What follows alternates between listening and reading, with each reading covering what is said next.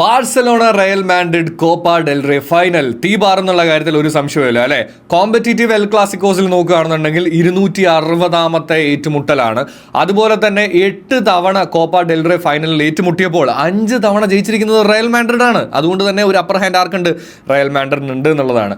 ഇനി അവസാനമായിട്ട് 2014 ഇവർ ഏറ്റുമുട്ടിയ കോപ്പ ഡെൽ റേ ഫൈനലിൽ ജയിച്ചത് റയൽ മാഡ്രിഡ് ആണ് 2-1. പക്ഷേ ഇരു ടീമുകളുടെയും നിലവിലെ അവസ്ഥ എടുത്ത് നോക്കുമ്പോൾ രണ്ട് ടീമിലെയും സൂപ്പർ താരങ്ങൾക്ക് പരിക്കുണ്ട് എന്നുള്ളത് ഒരു തന്നെയാണ് ഇരു ടീമുകളെ സംബന്ധിച്ചിടത്തോളം.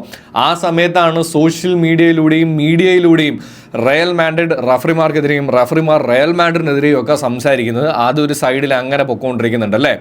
അതിൻ്റെ ഒപ്പം തന്നെ മറ്റൊരു കാര്യം എന്താണെന്ന് വെച്ച് കഴിഞ്ഞാൽ നിലവിലെ സിറ്റുവേഷൻസ് വെച്ച് നോക്കുകയാണെന്നുണ്ടെങ്കിൽ ഒരു ഇച്ചിരി അപ്പർ ഹാൻഡ് എന്തായാലും ബാഴ്സലോണയ്ക്ക് തന്നെയാണ്.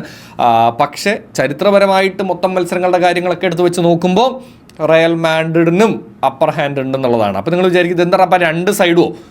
പക്ഷേ കാർലോ ആഞ്ചലോട്ടിയെ സംബന്ധിച്ചിടത്തോളം മറ്റാരെക്കാളും കൂടുതലായിട്ട് ഈ മത്സരം വിജയിക്കേണ്ടത് അദ്ദേഹത്തിൻ്റെ വളരെ അത്യാവശ്യമായിട്ടുള്ളൊരു കാര്യമാണ്. സോ അതുകൊണ്ട് തന്നെ ആര് തൂക്കും എന്നൊന്നും എനിക്കറിയില്ല. പക്ഷേ വെടിയുടെ പൂരമായിരിക്കും എന്നുള്ള കാര്യത്തിൽ ഒരു സംശയവുമില്ല. കാര്യം റയൽ മാഡ്രിഡിന് ജയിച്ചേ പറ്റുള്ളൂ എന്നുള്ളൊരു സിറ്റുവേഷനാണ്. എന്താണ് നിങ്ങളുടെ പ്രഡിക്ഷൻ?